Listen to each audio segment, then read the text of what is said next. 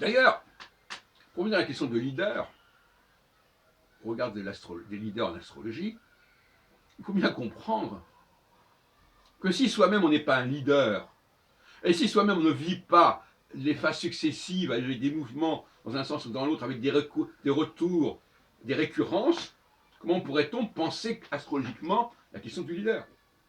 C'est aussi simple que ça. Si Barbault est passé à côté de la question des leaders, c'est qu'il n'était pas un leader.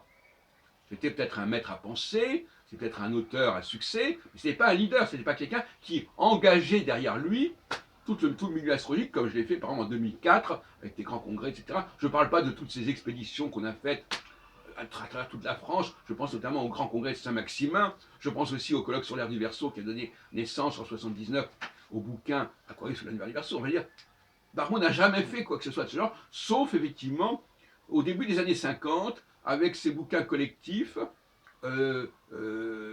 Jupiter-Saturne, Soleil-Lune, et puis éventuellement donc la collection zodiacale Ossa, etc. Mais bon, ça reste très très limité à une période de quelques années. Après, ça ne revient pas.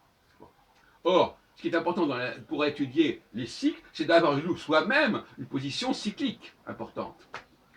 Alors donc, le leader, éventuellement, c'est surtout quelqu'un donc justement qui rassemble autour. Un leader saturnien en tout cas, c'est quelqu'un qui rassemble au-delà des frontières, qui connaît de nombreuses langues par exemple. Hein, Barbault n'a jamais connu autre chose que le français. Pour revenir à la dialectique entre Jupiter et Saturne. Le Jupitérien, il est enfoncé dans son truc comme ça, il est cantonné dans son créneau, mais il ne sort pas de ce créneau. Il ne crée pas de passerelle. C'est pas par hasard que finalement Barbault n'a jamais été contacté pour représenter l'astrologie dans des grands projets encyclopédiques comme Clé, la collection Clé, ou l'Encyclopédie Universalis. Ce n'était pas à lui qu'on allait s'adresser. Donc finalement, il faut être soi-même un leader, comprendre qu'il y a des moments où les gens viennent vers vous, à un moment où on s'éloigne, on fait autre chose, etc. Et c'est ça la réflexion.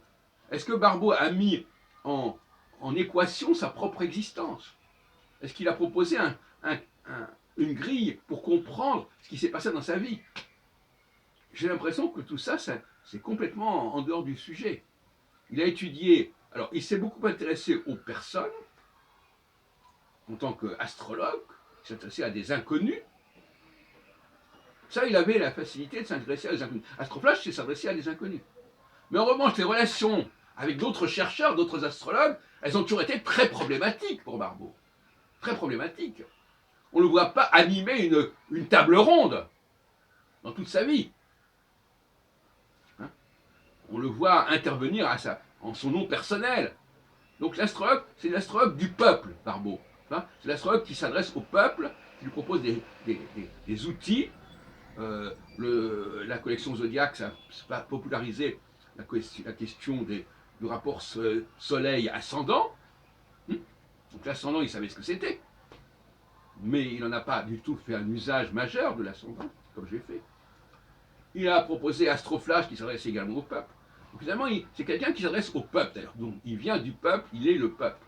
Il n'a pas fait d'études supérieures, ni même secondaires à la limite. Donc, voilà le personnage. C'est un tribun populaire. Mais ce n'est pas quelqu'un qui a rassemblé, donc il est dans la verticalité, Barbault. Je suis l'astrologue et vous êtes le peuple. Il n'a pas rassemblé autour de lui des astrologues.